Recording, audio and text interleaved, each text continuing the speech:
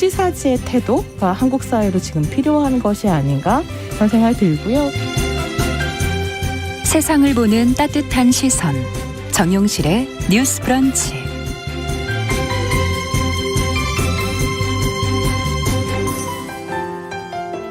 네, 정용실의 뉴스 브런치 듣고 계신 지금 시각 11시 38분입니다. 뉴스 브런치가 10월을 맞아서 조금 변화를 줬습니다. 항상 정보를 좀 너무 저희가 많이 담으려고 노력하다 보니까 제대로 전달이 안 될 때가 많아서 조금씩 코너를 지금 조정을 하고 시간을 조금씩 늘리고 있는데요. 국제뉴스 지금 화요일 시간에는 저희가 시시한가 국제뉴스 이렇게 이어서 저희가 프로그램을 했었는데 이제는 격주로 한 주는 시시한가 한 주는 국제뉴스 이렇게 격주로 번갈아 진행을 하게 됩니다. 오늘은 시시한가는 어디 갔나 기다리지 마시고요. 국제 이슈 생각해 볼 만한 외신 기사 깊고 넓게 살펴보는 국제뉴스로 열어드리겠습니다. 조윤주 외신캐스터 자리해 주셨어요. 어서 오세요. 네, 안녕하세요. 네. 국제뉴스도 항상 저희가 시간이 좀 부족해가지고. 네네네. 자, 오늘 브라질 대선 얘기를 좀 해볼까 하는데 이제 현지 시각으로 2일에 이제 브라질에서 대선이 치러졌는데 이제 네. 좌파의 대부라고 할 수 있는 룰라 전 대통령, 남미의 뭐 트럼프라고 불리고 있는 보우소나로 현 대통령을 지금 앞섰어요. 네, 근데 뭐 맞습니다. 이제 여론조사에서는 뭐 지지율이 높았다고 하는데 선거 결과는 지금 뭐 박빙이다 뭐 이런 얘기가 네네, 지금 맞아요. 보도가 나오고 있고요. 대선 결과부터 한번 저희 정리하면서 어떻게 된 건지 네. 이걸 어떻게 바라봐야 될지 하나씩 좀 따져보도록 하죠. 네. 룰라 전 대통령이 지금 현 대통령, 보우소나 대통령 제치고 1위에 올랐습니다. 그런데 네. 이제 이 과반 투표를 하지 못해서 2차 투표 진행이 됩니다. 그렇게 그러니까 되는군요. 득표를 가장 많이 한 두 사람이 다시 한 번 더 최종 결선 한데 투표. 그게 현지 시각으로 이번 달 30일 진행이 됩니다. 브라질 최고선거법원에 따르면 좌파 성향 노동자당의 룰라 전 대통령 48.31% 득표했고요. 네. 그리고 자유당 후보인 보소나루 현 대통령 43.3% 득표했습니다. 당초 예상과 달리 70% 개표가 됐었을 때 보소나루 현 대통령이 선두를 달리기도 하면서 혹시 되는 거 아니냐. 네, 이런 얘기가 나왔는데 이제 막상 다 해봤더니 네. 48%대 43% 43%. 이렇게 나왔습니다. 그리고 네. 이 외에도 민주운동당의 시몬 테벳 후보가 뭐 3에서 4% 그리고 민주노동당의 이 시로 고메스 후보가 3에서 4% 이제 나머지 부분을 차지하고 있어서 일단 1, 2위 후보인 룰라 전 대통령, 그렇군요. 보소나 현 대통령 두 사람이 결선 다시 한 번 투표. 더 투표를 해보는 겁니다. 네. 근데 여론조사는 룰라 전 대통령이 훨씬 높게 나왔는데 이제 실제 열어보니까 예상보다는 네. 표 차이가 많지 않다. 이거는 어떻게 봐야 될까요? 네, 말씀하신 것처럼 여론조사에서 늘 룰라 전 대통령이 보소나루 현 대통령보다 앞섰습니다. 이 막판 여론조사에서 룰라 전 대통령의 지지율이 50% 넘어서면서 1차 투표에서 결론 나겠다. 이렇게 그렇게 볼 수 있죠. 얘기가 있었는데요. 막상 투표함을 열자 거의 한 5%포인트 차로 룰라 전 대통령이 이긴 거죠. 네. 룰라 전 대통령은 1차 투표 결과가 나오자 마지막 승리할 때까지 싸우겠다라고 말하면서 연장전에 임하는 축구팀처럼 다시 경기장에 나가겠다라면서 이제 결전 의사를 밝혔는데요.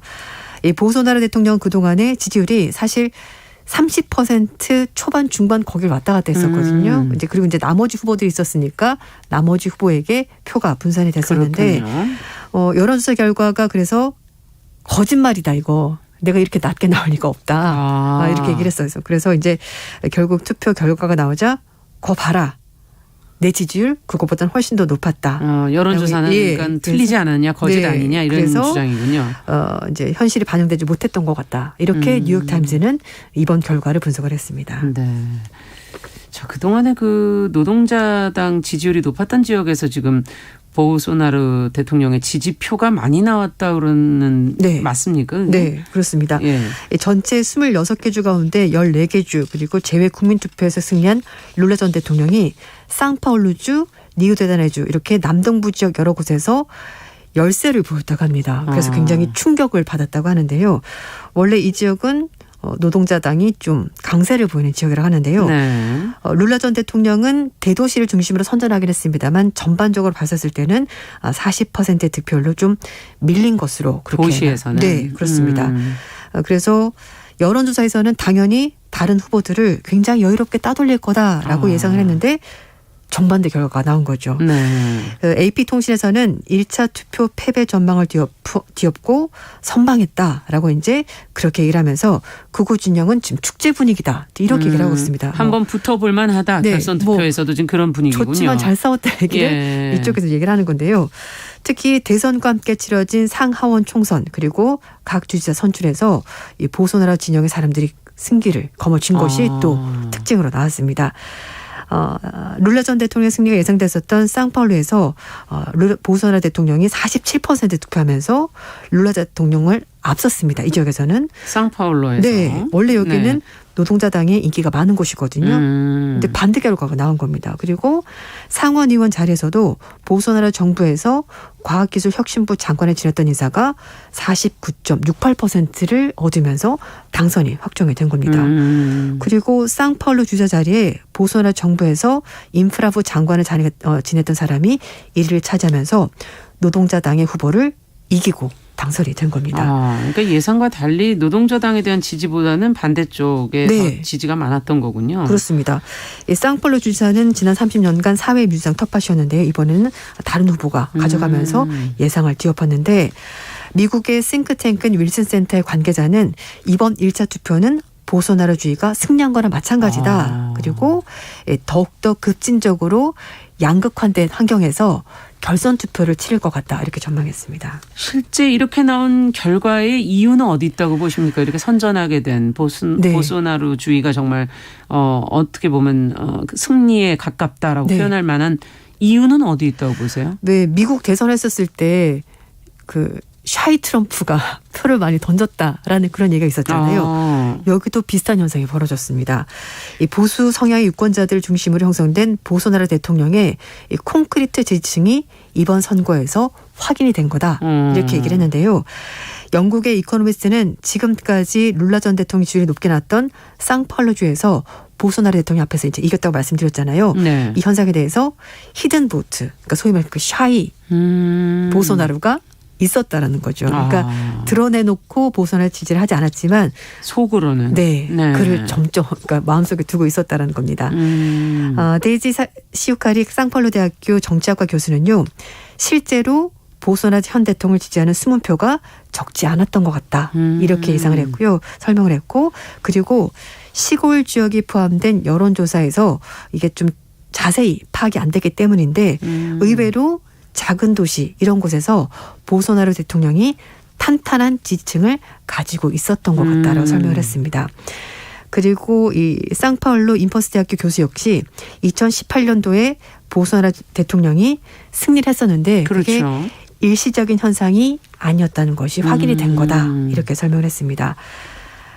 지금 보소나루 현 정부는 민주주의에 대한 그런 제도에 대한 시험에 들어있다라는 얘기도 있고 코로나19 방역을 제대로 하지 않으면서 굉장히 많은 인명피해가 나왔었거든요. 그래서 그것 때문에 욕을 많이 먹었는데 그렇죠. 그런 실패도 있었고 또 하나는 워낙 시장주의자이기 때문에 아마존 열대우림 벌채를 사실 용인해주면서 환경 파괴를 용인했다라는 국내적으로 이거는 국제적으로도 비판이 많았던. 네, 비판이 있었는데 네.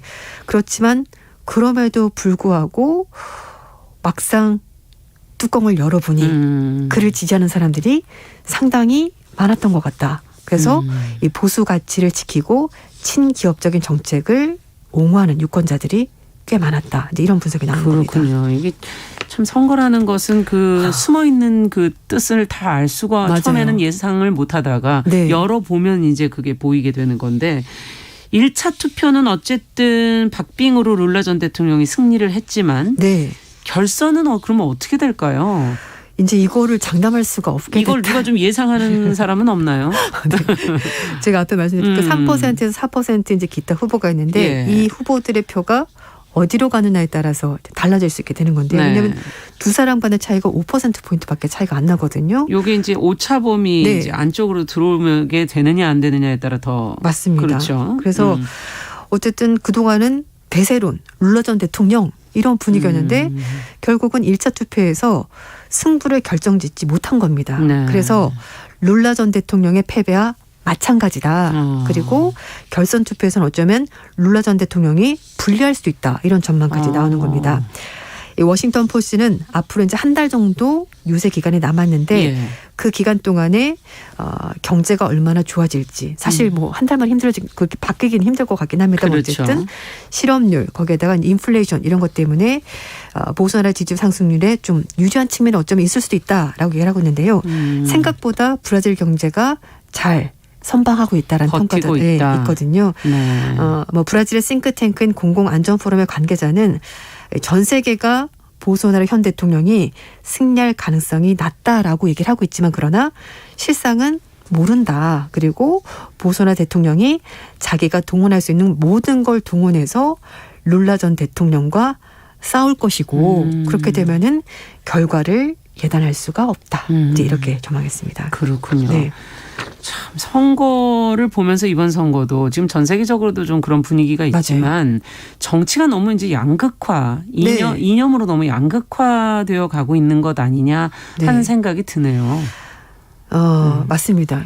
상대방을 너무 싫어하는 거죠. 극단적으로. 네. 그러니까요. 그러니까 나는 이런 성향이어서 이 후보가 좋아. 그리고 너는 이런 성향에서 저 후보를 좋아하는구나. 이게 아니라 나는 네가 지지하는 후보가 너무 싫어. 서로 이제 그런 분위기가 되는 건데요. 그래서 말씀하신 것처럼 좀 굉장히 정치가 양극단화되고 있다라고 얘기를 하고 있습니다. 사실 두 사람은 굉장히 다른 사람입니다. 어떤 정말. 사람인가요? 룰라 전 대통령은 구두 닦기를 하던 소년이었고요. 노점상도 했었고 노동자로 금속 노조를 조성을 해서 결국 이제 노조를 하면서 그랬죠. 컸던 사람이고 결국 이런 입지전적인 인물을 보면서 사람들이 희망을 가지게 된 거죠. 저런 사람도 대통령이 되는구나. 네. 그래서 2003년부터 2010년까지 연임을 하면서 중남미의 좌파 물결을 견인했던 인물입니다. 그랬죠.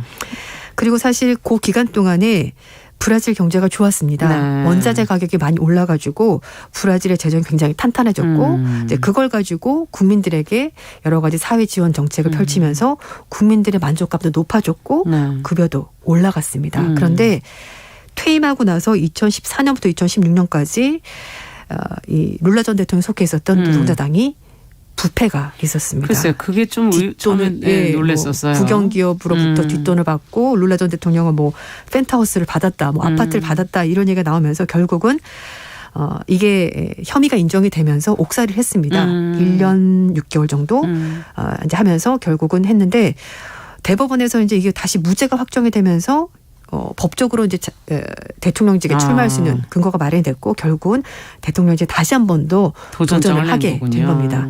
반면에 보소나 대통령은 엘리트 육군 장교 출신이고요. 국영기업을 민영화하겠다. 그리고 연금 개혁. 그러니까 룰라 전 대통령 완전 반대죠. 룰라 전 대통령은 그러네요. 연금을 많이 주고 복지 정책이 있어서. 근데 그거를 개혁을 추진하면서 기업 친화적인 정책을 펼쳤습니다. 그리고 또 재임 중에는 군사 정부를 옹호한 적도 있었고요. 그리고 여성과 성소수자를 혐오하는 발언하면서 논란을 일으켰습니다. 결국 브라질 역사상 가장 극단적인 이념 대결 양상으로 이번 투표가 선거가. 진행이 될 것이고 그에 따라서 두 후보를 지지하는 사람들도 자신의 성향을 거침없이 드러내면서 한층 더 이 선거가 가열될 거다, 격화될 거다 이런 전망이 나오고 있습니다. 뉴욕타임즈는 그래서 현재 브라질의 유권자들은 제가 말씀드린 것처럼 누군가를 지지하기보다는 상대를 반대하고 싫어하는데 더 열정적으로 목소리를 이거는 내고 원래 있다. 투표와 선거의 목적과는 전혀 반대 맞아요. 지금 가고 있는 것 같긴 한데. 네, 맞습니다. 네. 이제 그런 좋은 분위기 사람을 선택하라는 건데 지금. 네. 예. 네, 그런 분위기가 전해지고 있고 그래서 이 보소나 현 대통령은 1988년 브라질 민주주의 시작 이래 재선을 실패한 첫 번째 대통령이 되지 않기 위해서 정말 모든 노력을 기울이고 있고 또 룰라 전 대통령은 12년 만에 그렇죠. 다시 한 번 더 정권을 잡기 위해서 더욱더 첨예하게 양측이 대립될 거다 이렇게 얘기했습니다. 그래서 워싱턴 포스트도 결선 투표까지 4주가 남아있는데 브라질 역사상 가장 정치적으로 불확실한 시기가 될 거다. 이렇게 전망했습니다. 자, 룰라 전 대통령 얘기를 좀 더 해보죠. 워낙 이제 유명하기도 했고 노동자 출신의 대통령이라는 것으로 뭐 전 세계적으로도 네. 많이 화제가 됐었잖아요. 네, 그렇습니다. 네. 뭐 2002년 당선되고 나서 이제 연임하면서 성공적으로 브라질을 이끌었던 평가를 받고 있고요. 그리고 이제 실용 중도 좌파. 그렇죠. 국민들도 생각하면서 이념만 생각하는 것이 아니라 실제로 국민들도 잘 살 수 있도록 이념과 진영을 초월했다라는 긍정적인 평가를 받았습니다. 그래서 실제로 2002년에 세계 13위였던 브라질 경제가 룰라 전 대통령 퇴임할 때는 7위까지 올라갔습니다. 많이 올라갔네요. 그리고 빈곤율도 많이 줄어들었고 그래서 굉장히 성공적이었고요. 퇴임할 당시 지지율이 87%. 야. 실제로 보기 힘든 그런 인기가 정말 많았네요. 좌파를 표방했습니다만 반미 그리고 그렇다고 이제 극단적인 사회주의와는 약간 거리를 두고 실용적인 부분도 약간 챙기면서 버락 오바마 대통령과도 좀 뭐 그렇게 나쁜 사이가 아니었습니다. 그래서 버락 오바마 전 대통령만큼 인기는 정치인이다 이런 타이틀까지 가지고 있을 정도로 인기가 있었었죠. 퇴임 후에 부패 혐의라는 거는 뭐였을까요? 일단 그 룰라 전 대통령이 후계자인 지우마 호세프 전 대통령의 정권을 넘겨주고 물러났는데 좌파 진영 전체가 연루된 부패 사건이 있었습니다. 뇌물 수수, 돈 세탁 이런 것 때문에 결국은 호세프 대통령은 탄핵까지 당했고요. 이 사건이 벌어지면서 룰라 전 대통령이 후계자로 찍었던 호세프마저 이렇게 지저분한 사람이었던 것이 밝혀지면서 결국 사람들 실망이 굉장히 컸었고요. 그랬겠어요. 그래서 결국 유죄 판결 받았고 수감이 된 겁니다. 그러다가 이제 석방이 된 건데 2021년에 브라질 대법원이 수사가 편파적이었다라는 결론을 내면서 룰라 전 대통령에 대한 유죄 판결을 취소하면서 대선 등판의 길이 활짝 열리게 됐고 국민들도 다시 한 번 더 기대를 갖게 된 거죠. 수사 과정에서 유죄가 밝혀지긴 했지만 대법원에서 편파적이었다라고 말을 하니까 그러면 꼭 그렇게 나빴던 사람은 아니었던 걸까라는 약간의 그런 희망을 갖게 된 겁니다. 근데 그 사건은 룰라 전 대통령이 2009년에 정부 계약의 수주를 도와주는 대가로 대형 건설업체로부터 복층 아파트를 받았다는 것이 확인이 되면서 실형을 선고받았는데요. 하지만 이 복층 아파트 관련 사건에 대해서는 실형이 이제 무효가 되면서 이 부분은 혐의를 벗긴 했습니다. 하지만 어쨌든 노동자당 전체가 부패 혐의가 있었던 것이 사실로 확인이 됐고 그것 때문에 룰라 전 대통령, 호세프 전 대통령 모두가 자유로울 수가 없었습니다. 그런데 룰라 전 대통령이 이코노미스트와 9월 달에 인터뷰한 내용이 있는데요. 이런 얘기를 했습니다. 그래 부패가 있었던 거 맞다. 잘못한 거 맞긴 한데 사실 그 정당에서 잘못한 건데 자기까지 혐의를 썼다. 이건 정치적인 탄압이다. 나는 무고했다. 이렇게까지 끝까지 항변을 했습니다. 그렇군요. 만약에 룰라 전 대통령이 당선된다면 앞으로 브라질 사회는 또 어떻게 바뀔까요? 뭐 일단은 전반적으로 봤었을 때는 다시 좀 더 예전처럼 브라질 다시 한 번 더 경제적으로 좀 통합하는 또는 지위를 다시 한 번 더 올려보겠다는 얘기를 하는데요. 첫 번째 가장 해결할 것은 지금 빈곤율이 좀 높아진 부분이 있거든요. 그래서 이거를 다시 한 번 더 해결하겠다고 얘기를 하고 있고 그리고 남미 지역에서도 브라질이 인구가 많은 나라이거든요. 그래서 이제 브라질 중심으로 해서 다시 한 번 더 좌파 연대가 형성이 되면서 이게 어떤 그 남미의 새로운 물결이 있지 않을까라고 얘기를 하고 있는데요. 일단 최우선 공약은 민생을 먼저 챙기겠다는 것이 룰라 대통령의 가장 큰 공약입니다. 그렇군요. 생활비라든지 요즘에 고물가, 실업 이런 거에 대해서 고통받고 있는데 서민들의 생활 수준을 자신이 예전에 집권했을 때처럼 다시 한 번 더 회복을 시켜보겠다. 자, 그렇다면 만약에 보소나루 대통령이 선거에 패배한다면 또 불복운동도 일어나지 않을까? 네. 한마디로. 그래서 이제 뭐 사회적 혼란이 있을 거다, 뭐 쿠데타가 있을 거다 이런 얘기가 나오면서 제가 앞에서 남미의 트럼프라고 말씀드렸잖아요. 그래서 혹시 예전에 트럼프 지층이 의사당을 공격한 것처럼 폭동이 일어나지 않을까라는 우려도 사실은 있습니다. 그렇군요. 참 정치가 앞으로도 계속 혼란스럽네요. 네. 국제뉴스 조윤주 외신캐스터와 함께 브라질 선거에 대해서 살펴봤습니다. 말씀 잘 들었습니다. 네, 감사합니다. 네, 정용실의 뉴스 브런치도 여기서 마치겠습니다. 안녕히 계십시오.